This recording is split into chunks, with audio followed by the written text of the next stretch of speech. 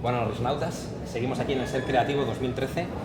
Tenemos la oportunidad de entrevistar a José Antonio Marina, catedrático en filosofía, una de las grandes mentes brillantes de nuestro país, y a ver que nos traslade su know-how a todos vosotros.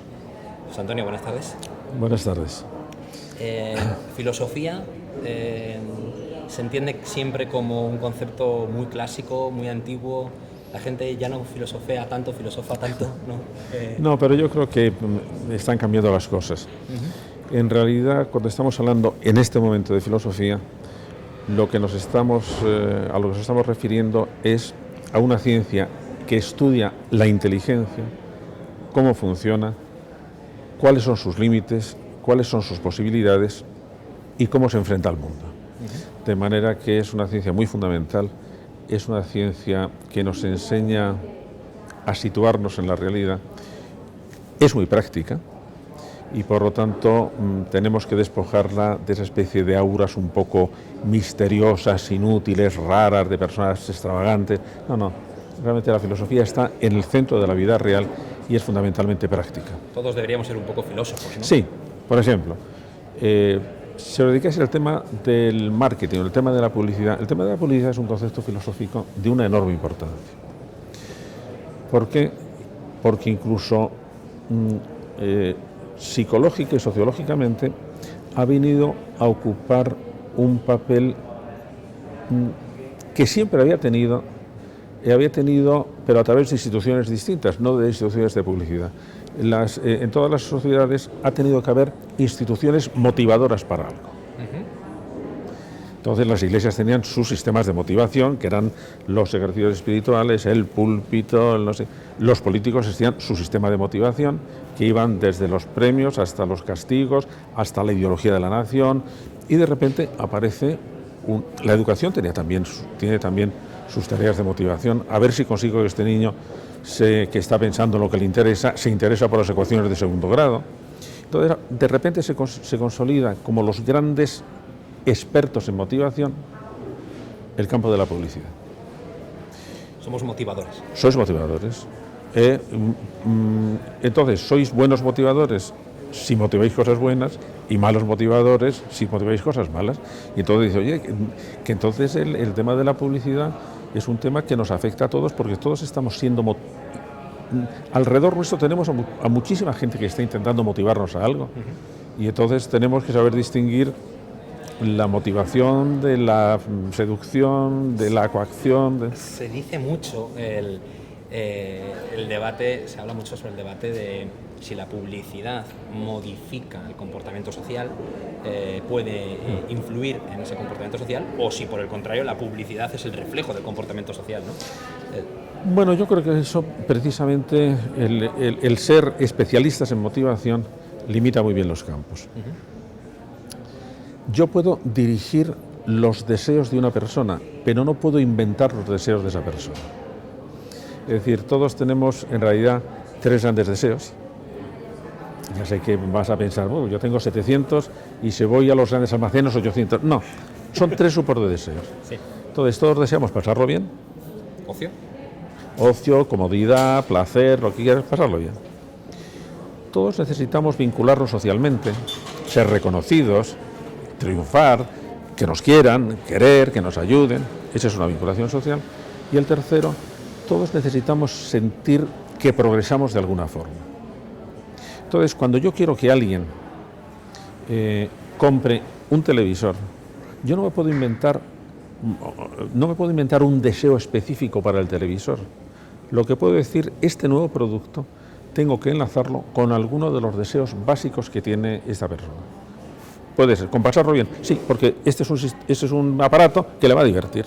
Y con el que te lo vas a disfrutar. Y ya está. Otras, no, pues esto va a ser la moda. No te vas a sentir más cómodo, es decir, no vas a disfrutar más si tienes un traje de moda, pero socialmente te vas a distinguir. Entonces yo tengo que jugar con la motivación social.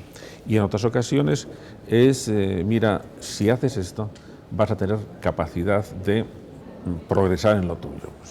Pues muchas cosas, desde si tienes una carrera si adquieres unas ciertas habilidades, si aprendes idiomas, vas a poder progresar. Entonces, cada una de las cosas que queremos ofrecer a alguien, necesitamos enlazarla, no crear un deseo específico para eso, sino enlazarla con alguno de esos 3 grandes deseos, y eso es un arte especial. Los docentes también necesitamos tenerlo. A ver con qué enlazo esto. Los docentes, y enlazo yo, los docentes en el arte de enseñar hacen una labor magnífica, ¿no? De hecho, la educación pues, sí que es uno de los grandes motores de la evolución cultural, social de una nación, un país. Se dice que cuando eres niño es cuando más aprendes. Yo no estoy tan de acuerdo con eso. Estamos ya perdidos a partir de los 11 años, ya no podemos aprender nada. No, mira, hubo una moda, concretamente coincidió en Estados Unidos con el mandato de Clinton, que lanzaron una campaña, pero absolutamente potentísima. Intervino en esa campaña también muy buenos sistemas de publicidad que lo deben conocer, de que el periodo educativo decisivo eran de 0 a 3 años y que entonces todo había que concentrarlo ahí. Bueno, eso es un disparate, porque hay cosas que se aprenden con más rapidez en esa época y hay cosas que se aprenden con más rapidez en otra época, y que por tanto de lo que se trata es de saber adecuar lo que se va a enseñar al niño o al adolescente o al adulto con la edad que tiene el adulto, o con la edad que tiene la persona. Por ejemplo, los niños tienen más capacidad de memorizar que los adultos. Los niños son como esponjas. Es que vamos, ver cómo aprende un niño el lenguaje, sí, qué cosa más maravillosa. Sin embargo, la memoria de un adulto es menos potente que la del niño, pero más eficiente que la del niño. ¿Por qué? Porque entonces él ya va a dirigir su propia memoria. El niño está abierto y lo absorbe todo. El adulto sabe que tiene unos recursos más escasos y sabe que tiene que organizar el aprendizaje. Y entonces un experto aprende muchísimo más rápidamente que un niño. ¿Por qué? Porque él sabe dónde está lo importante y porque enlaza ese conocimiento con otro conocimiento.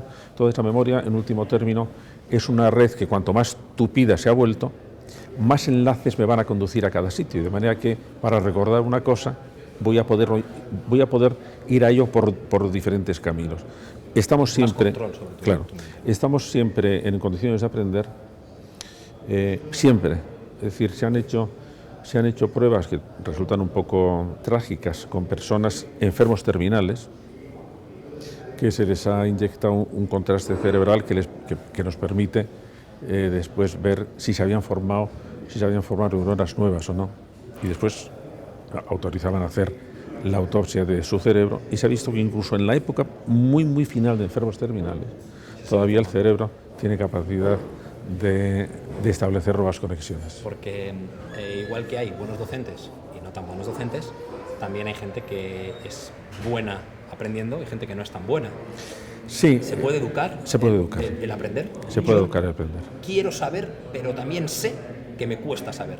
Sí, pero entonces ahí sí ¿Qué que... tengo que hacer? Bueno, lo que pasa es que ahí tenemos que saber exactamente cuál es el obstáculo que esa persona tiene.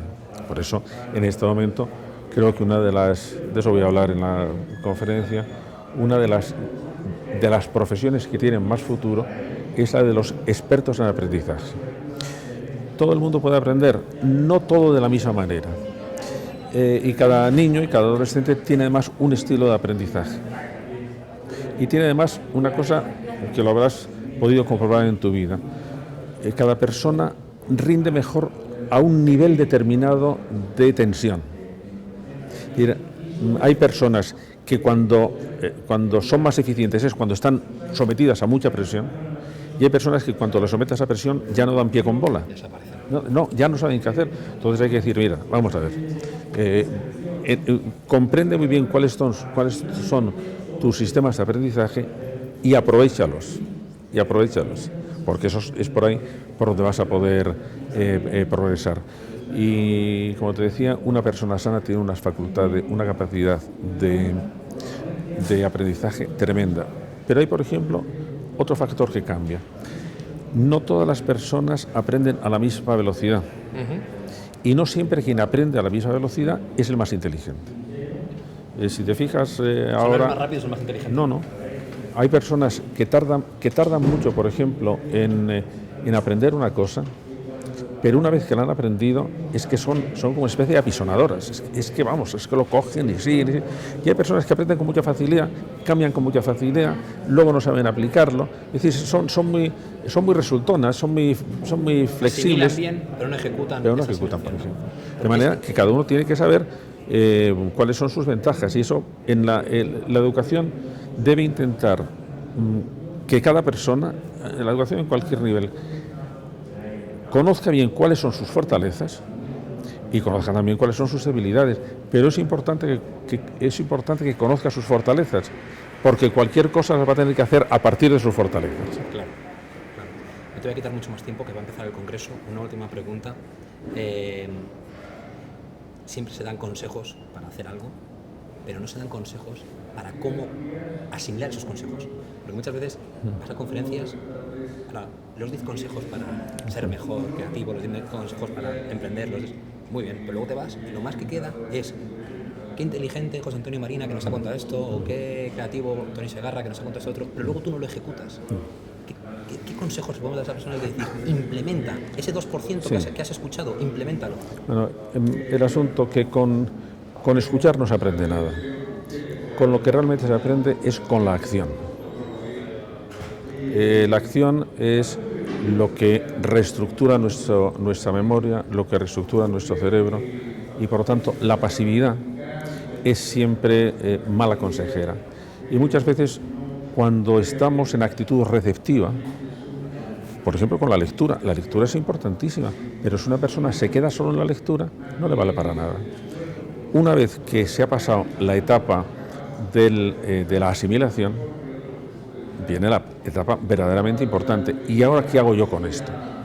Y eso, la gran dificultad para pasar de la recepción pasiva a la expresión activa suele ser fundamentalmente 2 obstáculos. Uno es el miedo, no me atrevo a hacerlo, y otro es la pereza. ¿Para qué voy a hacerlo? Y por lo tanto hay que liberarse del miedo y de la pereza y pasar a la acción.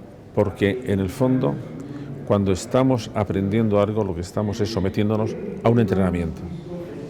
Y el entrenamiento no se hace solo de una vez. El entrenamiento se hace con una repetición bien evaluada y con una repetición bien dirigida.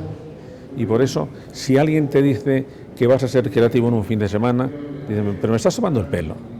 Y si te dicen, y si alguien publica un libro que se llama Millonario al instante, dile, pero me estás tomando el pelo. No, todas las grandes habilidades son hábitos, crear también, y por lo tanto los hábitos tienen un proceso largo.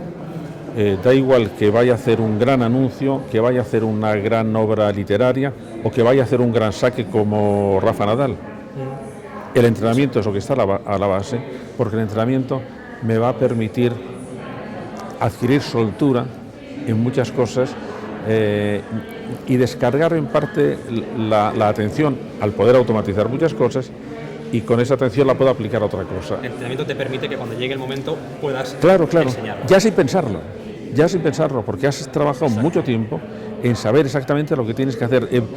Rafa Nadal no piensa ahora en cómo va a mover los músculos.